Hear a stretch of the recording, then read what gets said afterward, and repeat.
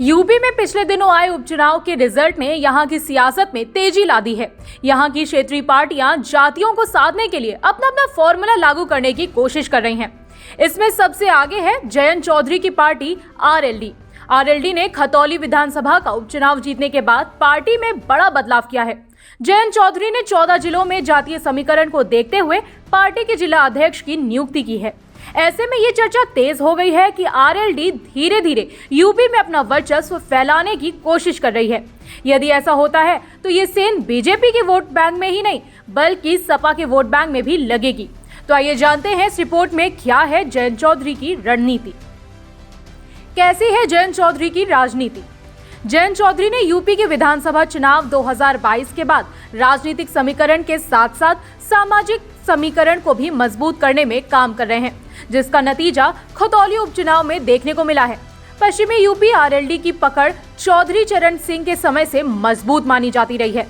किसान उनके साथ हमेशा खड़े रहे हैं। आरएलडी को किसानों का समर्थन हमेशा से मिलता रहा है, चाहे वो किसी भी जाति और धर्म के क्यों ना हो।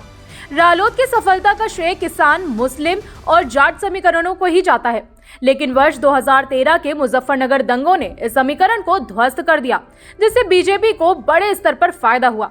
अब एक बार फिर से जयंत इसे तोड़ने की कोशिश कर रहे हैं।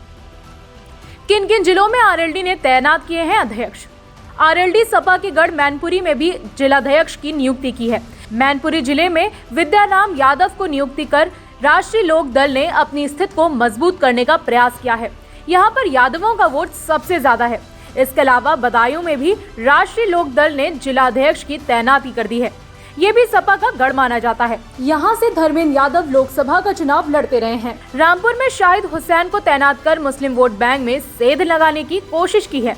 रामपुर के अलावा सहारनपुर में राव केसर सलीम, बरेली में महमूद अली, रामपुर में शाहिद हुसैन और पीलीभीत में आरिफ हजरत खान को जिला अध्यक्ष की जिम्मेदारी दी गई है।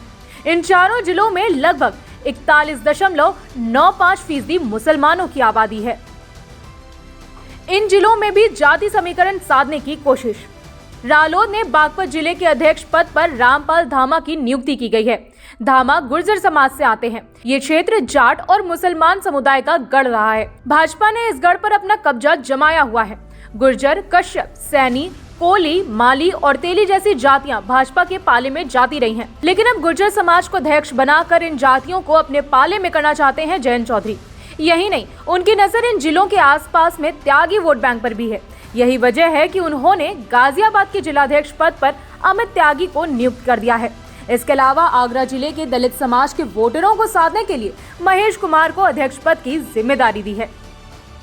तो ये थी जयंत चौधरी से जुड़ी हमारी रिपोर्ट। आपको रिपोर्ट कैसी लगी कमेंट सेक्शन पर बताइए। बाकी देश दुनिया से जुड़ी खबरों के लिए बने रहिए जनसत्ता के साथ। धन्यवाद। हाय गाइस, मैं हूं शाइनी दोषी और आप मुझे देख रहे हैं इंडियन एक्सप्रेस जनसत्ता।